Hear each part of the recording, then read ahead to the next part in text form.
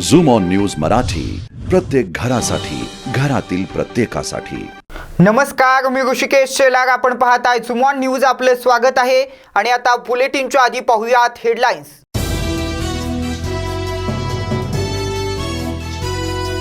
अमरावतीत भाजपचा जल्लोष, चंद्रशेखर बावनकुळे यांची भाजप प्रदेशाध्यक्षपदी निवड।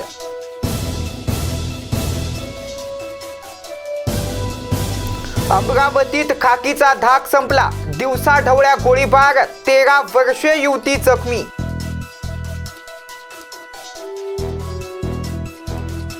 आंबे वडगाव येथे आदिवासी जागतिक दिवस साजरा, मोठ्या उत्साहाने साजरा करण्यात आला।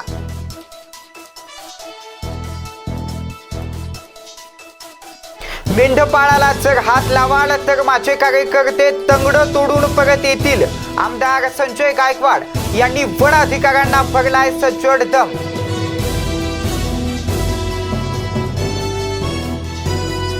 आंतर भारतीय राष्ट्रीय निबंध स्पर्धेचं आवाहन, राष्ट्रीय स्तरावरील निबंध स्पर्धेचं आयोजन।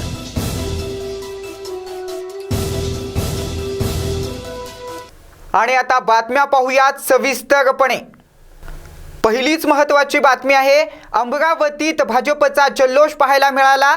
चंद्रशेखर बावनकुळे यांची भाजप प्रदेशाध्यक्षपदी निवड होताच अमरावतीत भाजपकडून जल्लोष साजरा करण्यात आलेला आहे। आताची महत्त्वाची आणि मोठी बातमी, चंद्रशेखर बावनकुळे यांची शाल व श्रीफळ व पुष्पगुच्छ देऊन त्यांचा स्वागत आणि सन्मान करण्यात आलेला आहे।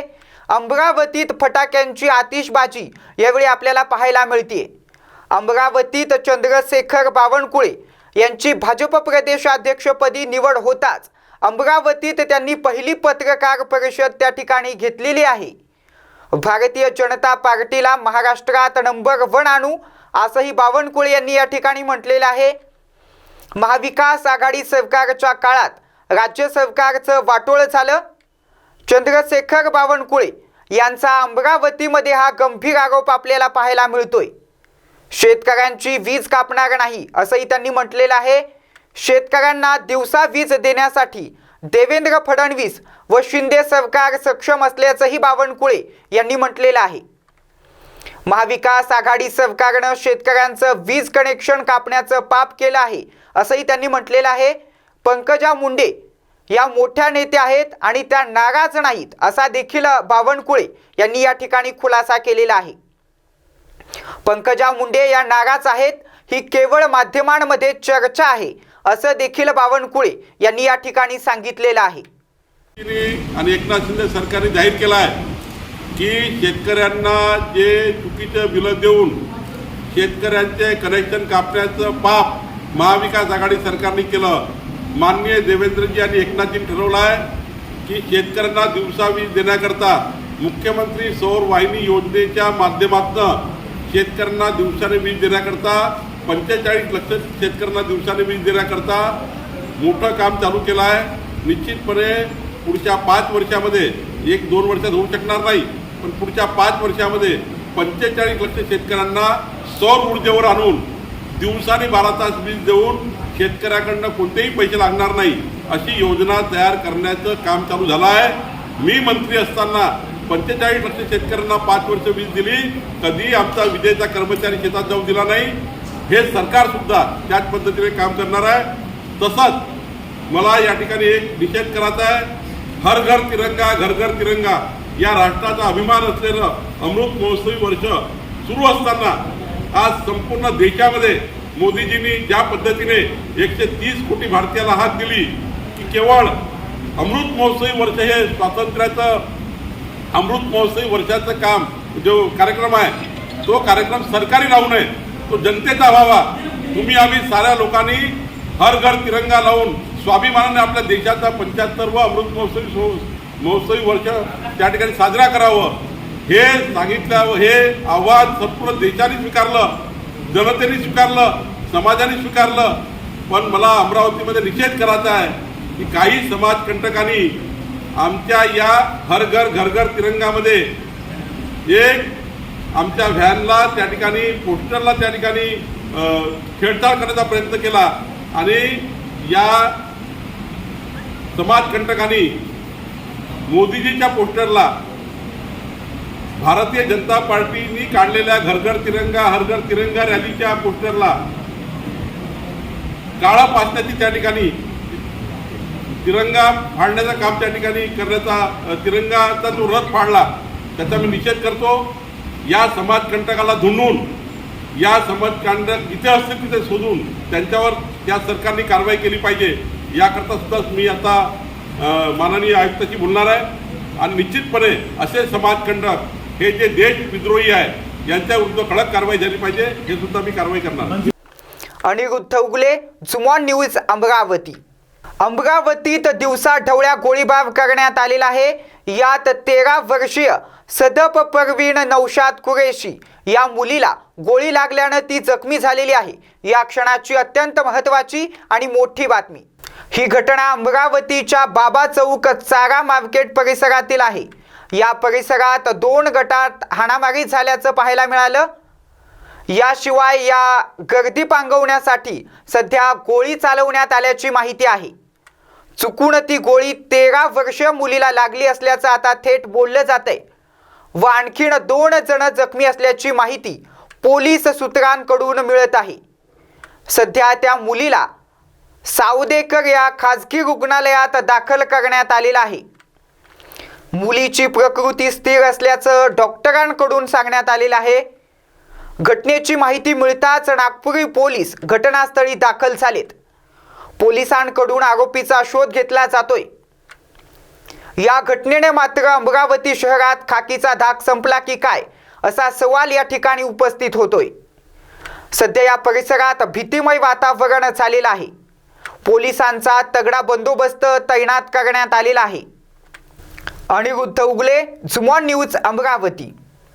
पाचोरा तालुक्यातील आंबेवडगाव येथे जागतिक आदिवासी गौरव दिनानिमित्तानं राष्ट्रीय आदिवासी एकता परिषदेचं अध्यक्ष ॲडव्होकेट रणजित तडवी यांच्या नेतृत्वाखाली आदिवासी बांधवांनी ढोल ताशाच्या गजरात मिरवणूक काढली होती व मोठ्या उत्साहानं जागतिक आदिवासी दिवस या ठिकाणी साजरा करण्यात आलेला आहे. आताची महत्त्वाची आणि मोठी बातमी.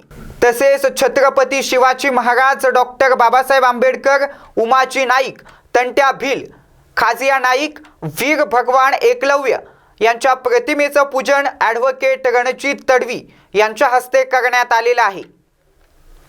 तसेच बामसेब कार्यकर्ते राष्ट्रीय आदिवासी एकता परिषदेचे पाचोऱ्याचे तालुका अध्यक्ष जलाल तडवी, जाकीर तडवी, सलीम तडवी, ईसा तडवी या पत्रकारांचा या ठिकाणी सन्मान करण्यात आलेला आहे. कार्यक्रम यशस्वीतेसाठी ग्रामपंचायत सदस्य बबलू तडवी, माजी ग्रामपंचायत सरपंच गंभीर तडवी, बामसेब कार्यकर्ते अफजल तडवी, नवाब अमीर तडवी, अफजल चिंधा तडवी, चिंधा जमुमा तडवी आणि रणजित यासीन तडवी, नवाब बशीर तडवी, हकीम दगडू तडवी तसेच पाचोरा तालुक्यातील आदिवासी बांधवांनी मोठ्या संख्येनं सहभागी होऊन उपस्थिती दर्शवली होती. सांगणार आहे 9 ऑगस्ट हा फक्त जागतिक आदिवासी दिवस हा एक शब्द आपल्या कानावरती पडलाय, पण जागतिक हा शब्द हा कसा आला आणि जागतिक हा दर्जा काय आहे हे आपल्याला अजूनही समजलं नसेल. त्या संदर्भातही आपल्याला मी मार्गदर्शन करणार आहोत. कारण जागतिक आदिवासी दिवस म्हणजे नावामध्येच तुम्हाला समजलं असेल की जागतिक आदिवासी दिवस हा फक्त भारतापुरता मर्यादित नाही, हा संपूर्ण जगावरती अवलंबून किंवा त्याची अंमलबजावणी करण्यासाठी आणि हा जागतिक आदिवासी दिवस मनवण्यासाठी त्या जागतिक आदिवासी दिवसाची घोषणा करण्यात आलेली आहे. संयुक्त राष्ट्रसंघ याची 9 ऑगस्ट 1982ला एक युनियनची स्थापना झाली आणि त्या युनियनमध्ये पहिली बैठक 9 ऑगस्ट रोजी झाली होती आणि त्यावेळेस 1982ला 147 देश या संघटनेमध्ये सहभागी होते. आता 193 देश आहेत आणि 9 ऑगस्ट 1982ला हा 9 ऑगस्ट दिवस हा जागतिक आदिवासी दिवस म्हणून घोषित केला आहे.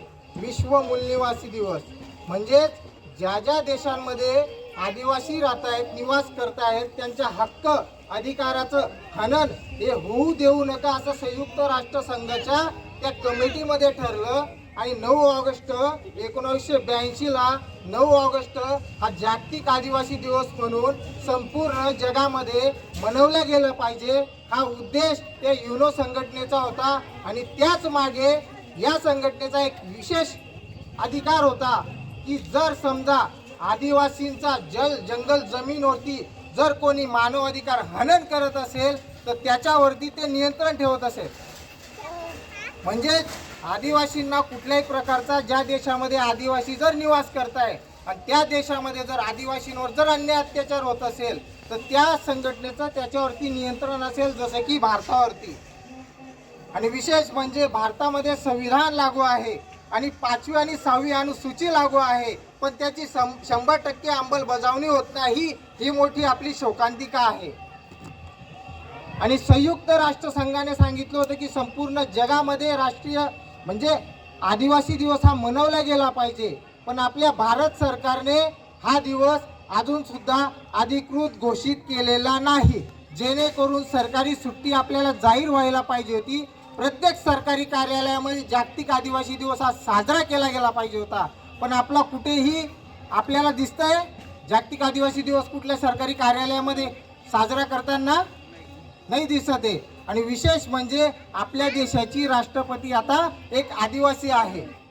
तर मी आपल्या तमाम प्रसार माध्यमाच्या माध्यमातून एक विनंती करू इच्छितो आपल्या देशाच्या महामहिम राष्ट्रपतींना की आपण खऱ्या जर आदिवासी असाल तर पुढचा येणारा 9 ऑगस्ट हा सरकारी सुट्टी म्हणून जाहीर झाला पाहिजे आणि प्रत्येक सरकारी कार्यालयामध्ये हा दिवस मनवला गेला पाहिजे. जेणेकरून आदिवासी या देशामध्ये आहेत हे युनोलाही कळू द्या आणि आदिवासींवरती काय अन्याय होत आहे, काय अत्याचार होत आहे हेही त्यांना कळू द्या. तोपर्यंत कळू शकत नाही. ज्या अर्थी बाबासाहेबांनी ईसा तडवी, झुमा न्यूज, पाचोरा. मेंढपाळाला जर हात लावाल तर माझे कार्यकर्ते तंगड तोडून परत येतील, असा सज्जड दम वन अधिकाऱ्यांना आमदार संजय गायकवाड यांनी भरलेला आहे. पाहुयात या क्षणाची ही सगळ्यात मोठी आणि महत्त्वाची बातमी. बुलढाण्याचे आमदार संजय गायकवाड हे आपल्या निर्भीड वक्तव्यावरून नेहमीच चर्चेत असतात. अनेकदा त्यांचे विधान वादग्रस्त देखील ठरलेले आहेत. आणि पुन्हा एकदा मेंढपाळ बांधवांच्या मोर्चाला संबोधित करताना त्यांनी वनपरिक्षेत्र अधिकाऱ्यांना थेट धमकीच दिलेली आहे. मेंढपाळ बांधवांना मेंढ्या चारण्यासाठी जमीन शिल्लक नसल्यानं वन विभागानं मेंढ्या चराईसाठी जमीन उपलब्ध करून द्यावी या प्रमुख मागणीसह इतर मागण्या घेऊन ऑल इंडिया नवयुवक मल्हार सेनेच्या वतीनं मेंढ्या घेऊन मेंढपाळ बांधवांनी जिल्हाधिकारी कार्यालयावरती आक्रोश मोर्चा काढलाय, ज्यामध्ये शेकडो मेंढपाळ बांधव सहभागी झाले होते. दरम्यान वन विभागाच्या जमिनीवरती मेंढ्या चारल्यामुळे अनेक मेंढपाळांवरती खोटे गुन्हे दाखल केल्याचा दावा या ठिकाणी होतोय. वन विभागाच्या अधिकाऱ्यांकडून अमानुषपणे मारहाण करण्यात आलेली आहे, अशा तक्रारी यावेळी मेंढपाळ बांधवांनी मांडलेल्या आहेत. आणि याच मेंढपाळ बांधवांच्या मोर्चाला संबोधित करताना आमदार संजय गायकवाड यांनी वन विभागाच्या अधिकाऱ्याला सज्जड दम भरलाय. आमच्या मेंढपाळाला जर हात लावाल तर माझे कार्यकर्ते तंगड तोडून परत येतील.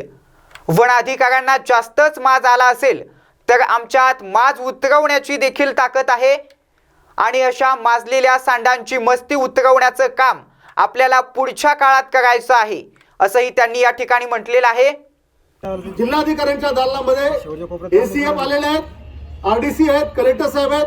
आपल्या प्रमुख लोकांच्या उपस्थितीमध्ये त्यांच्या सोबत जाऊन आपण चर्चा करणार आणि चर्चा केल्यानंतर त्यांना मेंढपाळावर यापुढे कारवाई करून आणि त्याही पलीकडे मी एक शिवसेना म्हणून सांगेन, ज्या आरेफोनी किंवा ज्या बॉडीगार्डनी माझ्या धनगराच्या पोळाला कधी हात लावला तर माझे कार्यकर्ते माझ्या समोर जातील आणि त्याचा तंगड तोडून वापस येतील. हे मी त्यांना तुम्हाला मारायचा अधिकार कोणी दिला नाही, तुम्हाला कोणाला अंगावर हात टाकायचा अधिकार दिला नाही. आणि तुमच्यात जर जास्तच माज आला असेल तर माज जिरवायची ताकद आमच्यामध्ये पण आम्ही शिवसैनिक आहोत. पंकज थिगळे, झुमा न्यूज, बुलढाणा. पूज्य साने गुरुजी यांनी स्थापन केलेल्या आंतर भारतीय संस्थेच्या वतीनं राष्ट्रीय स्तरावरील निबंध स्पर्धेचं आयोजन करण्यात आलं आहे.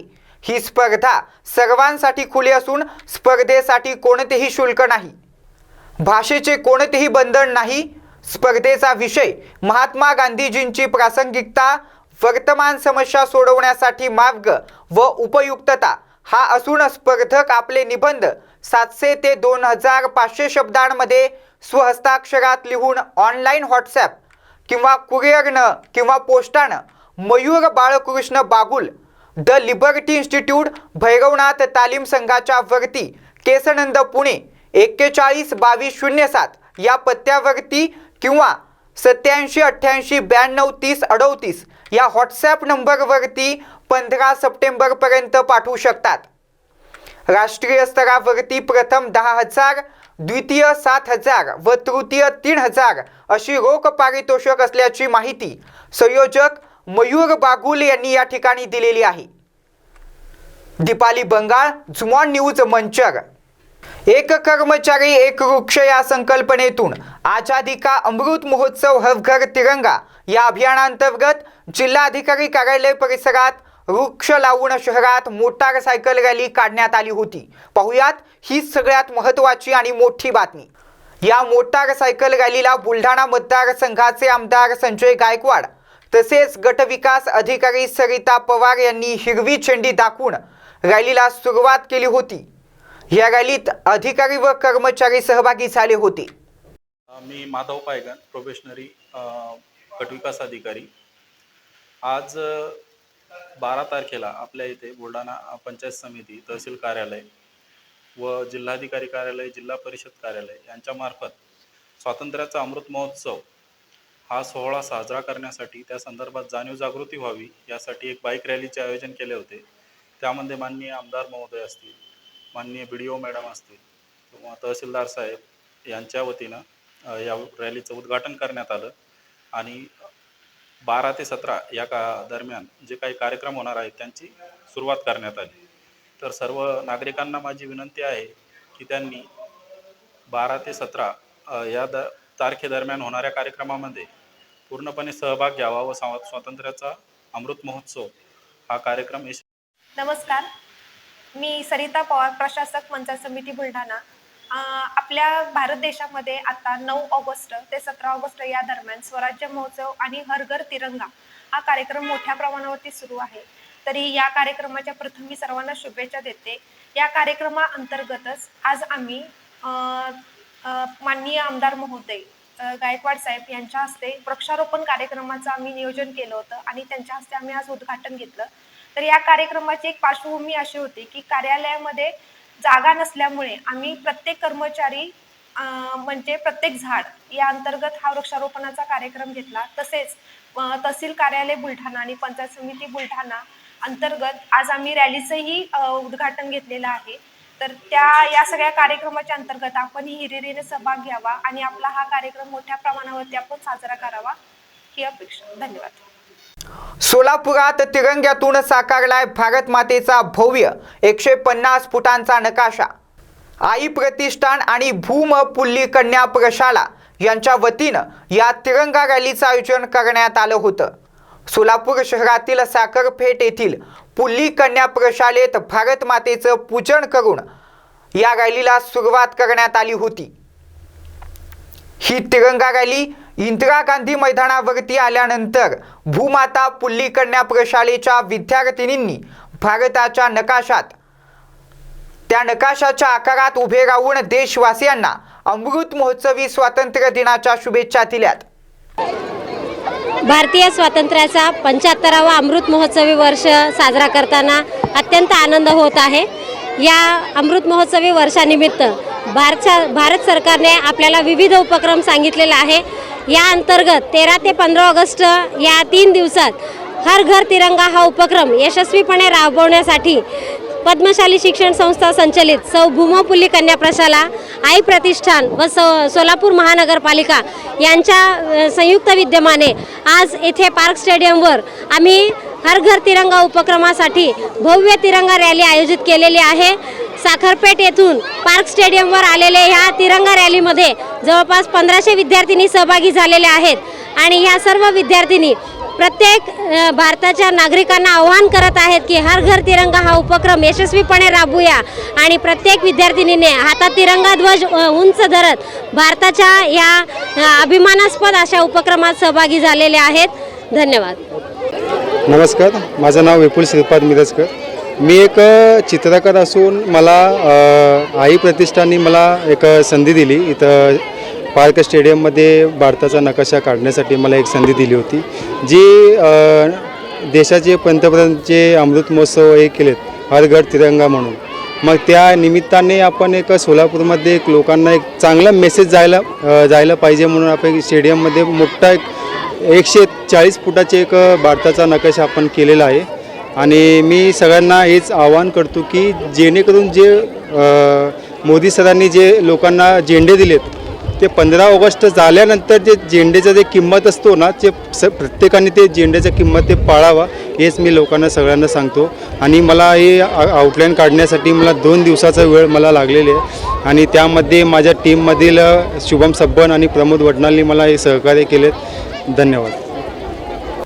अन्नधान्यावरती जीएसटी लावल्याविरोधात रिपब्लिकन सेनेची निदर्शनं पाहायला मिळालीत. पाहुयात हीच महत्त्वाची आणि मोठी बातमी. महागाईनं जनता होरपळली जात असताना केंद्र सरकारनं अन्नधान्यावरती जीएसटी लावल्यामुळे सर्वसामान्य जनतेला महागाईच्या खाईत लोटलं असून त्यामुळे नागरिकांमध्ये प्रचंड असंतोष आहे. आणि याच्या विरोधात रिपब्लिकन सेना नवी मुंबईच्या वतीनं वाशी येथील छत्रपती शिवाजी महाराज चौकात निदर्शनं करण्यात आलेली आहेत. यावेळी जोरदार घोषणाबाजी करत केंद्र सरकारचा निषेध या ठिकाणी करण्यात आलेला आहे.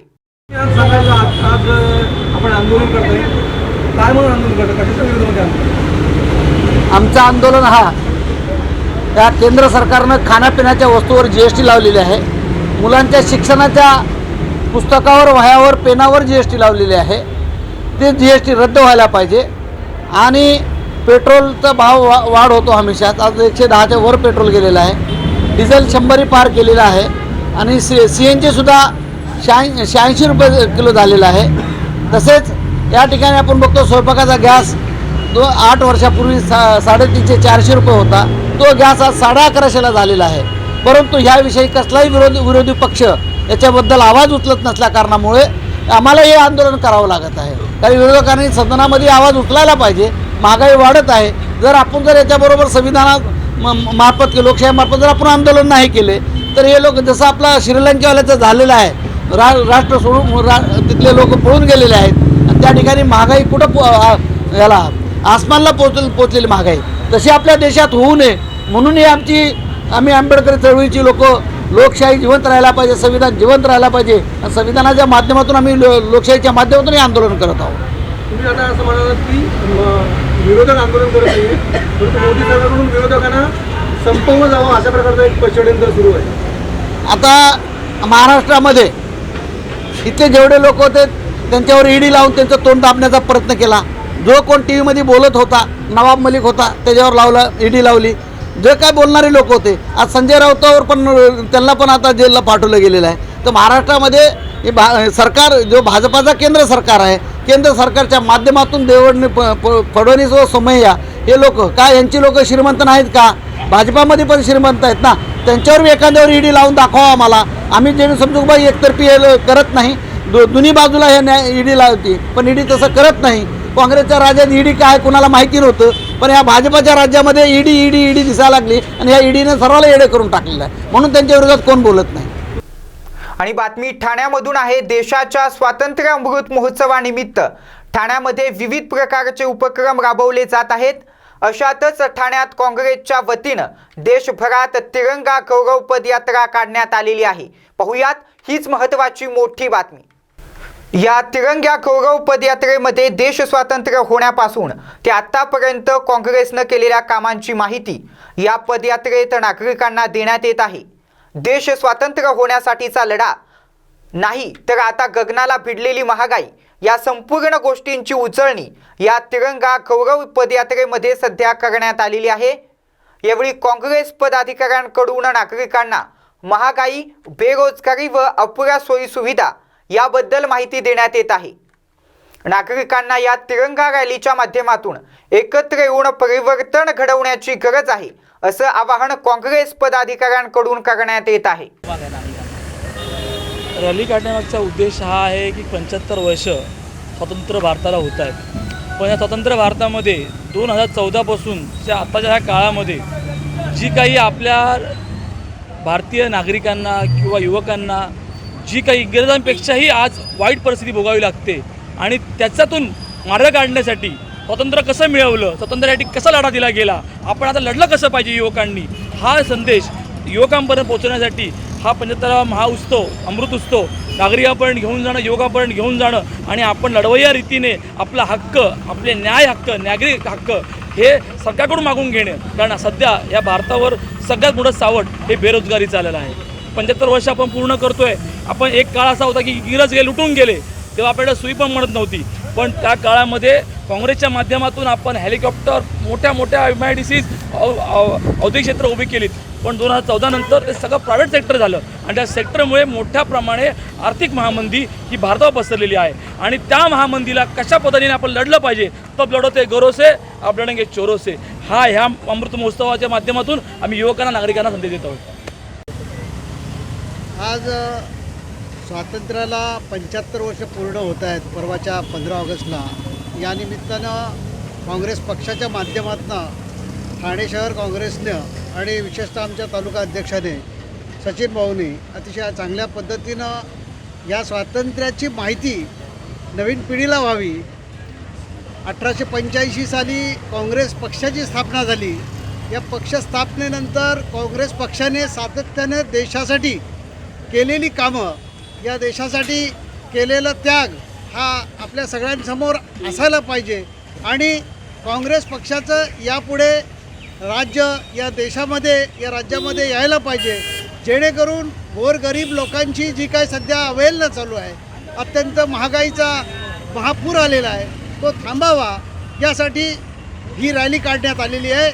आणि स्वातंत्र्याचं मुख्य कारण की 75वा वर्ष हे साजरं करण्यासाठी काँग्रेस पक्षाने आमचे सचिन भाऊ असतील, महेंद्र भाऊ असतील, शिरीष भाऊ आहेत, पाटील साहेब आहेत, आमच्या महिला अध्यक्ष आहेत, आमचे मुस्लिम मित्र ॲडव्होकेट जावेद शेठ आहेत, मनसूरबाई आहेत आणि सगळे सहकारी विक्रांत चव्हाण अध्यक्ष यांच्या सगळ्या नेतृत्वाखाली आमचे दुसरे मित्र, तर अशा पद्धतीचं आयोजन केलेलं आहे.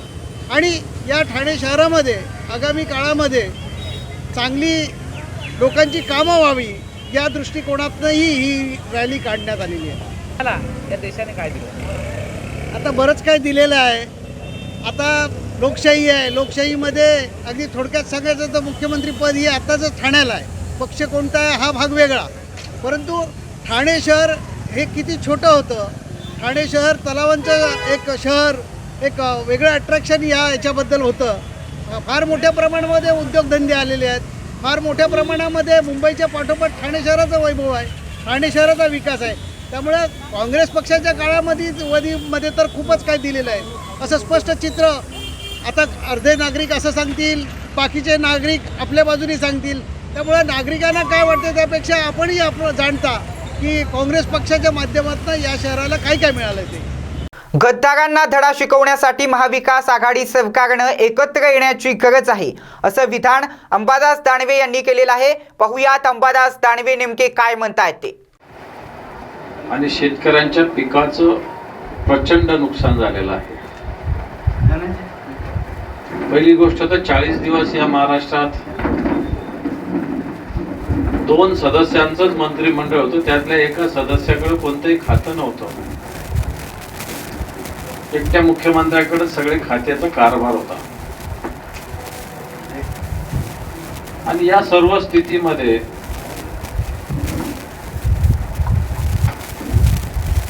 महाराष्ट्रात सरकार आहे की नाही आहे अशा प्रकारची स्थिती निश्चित निर्माण झालेली आजही आहे. कारण मंत्रिमंडळ होऊन 3 दिवस झाल्यानंतर अजूनही कोणत्या मंत्र्यांना कोणतं खातं, मला हे पाहिजे मला ते पाहिजे याच्यातच हे सगळे अडकलेले आहेत. शेतकऱ्यांच्या प्रश्नाशी यांना कोणतंही देणं घेणं नाही. या नांदेड जिल्ह्यात, हिंगोली जिल्ह्यात स्वतः मुख्यमंत्री येऊन गेले कित्येक गावात येण्याचं आधी जाहीर केलं, परंतु त्या गावात सुद्धा ते जाऊ शकले नाही.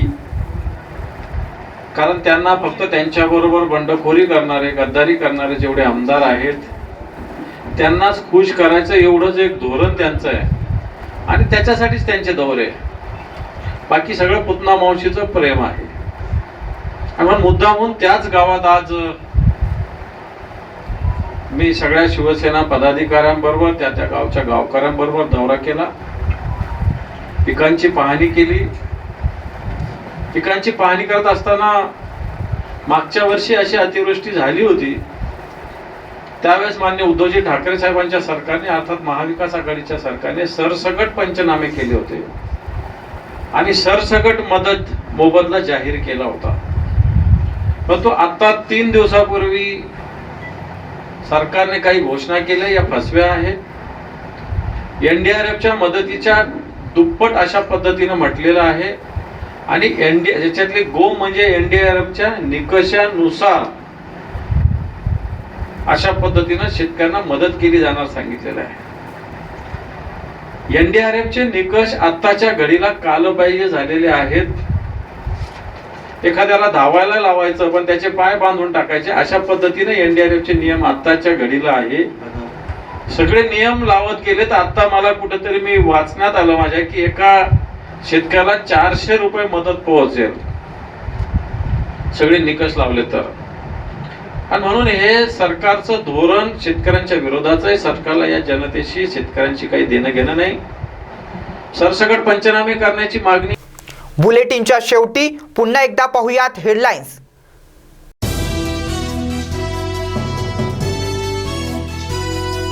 अमरावतीत भाजपचा जल्लोष, चंद्रशेखर बावनकुळे यांची भाजप प्रदेशाध्यक्षपदी निवड.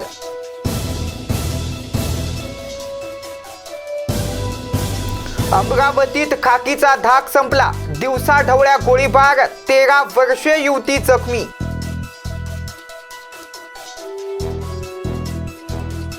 आंबे वडगाव येथे आदिवासी जागतिक दिवस साजरा, मोठ्या उत्साहाने साजरा करण्यात आला.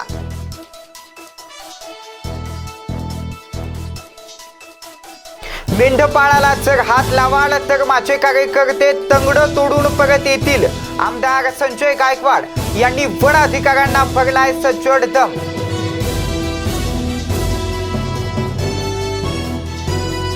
आंतर भारतीय राष्ट्रीय निबंध स्पर्धेचं आवाहन, राष्ट्रीय स्तरावरील निबंध स्पर्धेचं आयोजन.